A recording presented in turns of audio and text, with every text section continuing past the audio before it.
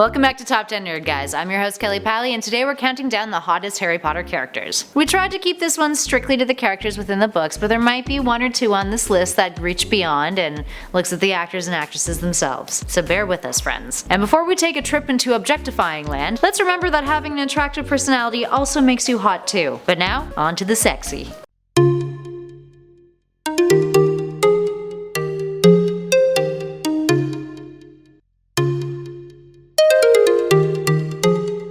Let's start this list off with a bit of a left field choice. Tom Riddle. Oh, the controversy, I hear it now. So before splitting his soul into 7 pieces and putting 6 of those pieces into Horcruxes, and before his nasal structure became, well, very non-existent, Tom was kind of a total babe. He was quite popular in school for a reason, aside from being one of the top students in his year. There's something about those brooders that just swell up our hearts a little bit. Unfortunately, he does become Voldemort, who was incredibly unsexy because genocide and fascism just don't scream panty dropper. But hey, at least he was a looker in his youth. And at number 9 is Neville Longbottom. So, before this goes exactly where you expect it to go, let's just take a brief moment to actually talk about Neville as a character. He's got such a kind heart, and despite his fumbliness, he's proven himself to be an incredibly loyal friend and a noteworthy wizard. Alright, now on to those before and after photos. Yes, this is dabbling a little bit in hot actor land, but come on! This is necessary. Look at him. Just look at him. Abs. And at number 8 is Cho Chang. There's a reason why her and Cedric were the it couple at Hogwarts. Before he died,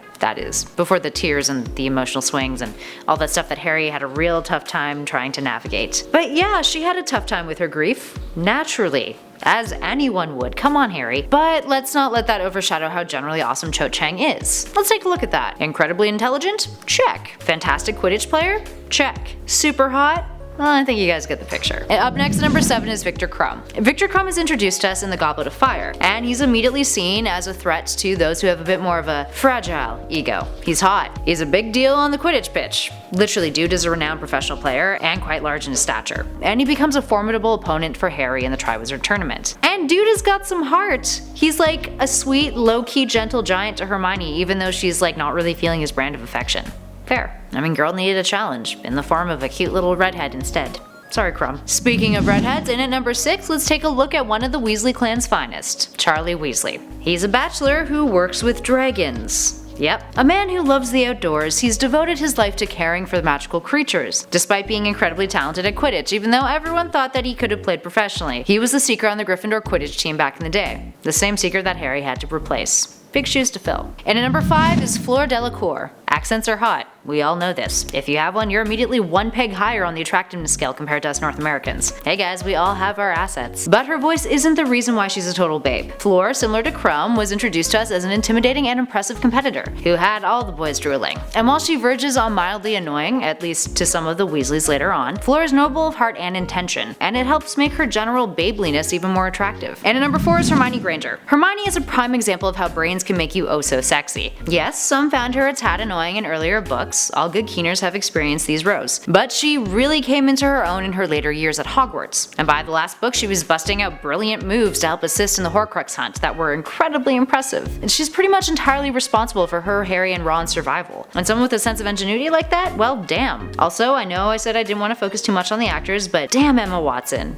Just damn. Moving on to number 3, we've got Sirius Black. Getting a little older here, Sirius Black is the brooding hero that we all needed more of. He's a badass. He escaped prison. He's mischievous. He's got that shaggy hair thing going on. He's an impressive dueler. Got a great sense of humor. Hangs out with Buckbeak. They're buddies. That's cool. And he has so much love in his heart for Harry. Now, if young Sirius is more your thing, totally fair. But Gary Oldman? Well, that's a face you could grow old with. Oh, how we miss you, Sirius. Up next, number 2 is Oliver Wood. Oh, the dick jokes I could make. But I won't, because we're gonna try to keep it PG here today, friends. Despite saying panty dropper earlier, but that's fine, you know. Regardless of having a name that has presented itself for many a phallic giggle, Oliver Wood is a total hottie that we were introduced to in The Philosopher's Stone. or Sorcerer's Stone, depending on where you're from. He's the captain of the Gryffindor Quidditch team when we first meet him, and after leaving Hogwarts he went on to play professionally for Puddlemere United. Oh, ambition and dedication, both incredibly sexy traits. And he's humble to boot. Humility is something that he shares with our next number, Cedric Diggory. Our number 1 spot was wildly popular and immensely talented, and it's easy to see why Cedric had so many fangirls. Doing Hufflepuff proud, he was a prefect at Hogwarts, a seeker on the Hufflepuff Quidditch team, and a 6th year when he put his name forward for the Triwizard Tournament. He's been described as tall, good-looking, strong, and silent, with chiseled features, and was ever so dashing in his U-Ball getup. All this aside, he had a strong sense of fair play, a solid will, and was genuinely modest. And as you all know, he was killed by Voldemort. Something that still haunts Harry, as we've seen in The Cursed Child. Just imagine the amazing things he could have gone on to do. At least we'll always have his sexy face in our memory. Thank you, Robert Pattinson. There we have it, friends. Yes, I know there's a whole lot of very attractive characters that we left out on this list, including our title hero over there. Don't be sad, Harry, you might make the next one. No promises. But speaking of the next one, if you guys would like to see a part 2 of this video, let us know. And if you dug this video, well, maybe hit those like and subscribe buttons. But for now, I'm Kelly Pally for Top 10 Nerd, and I'll catch you on the next one.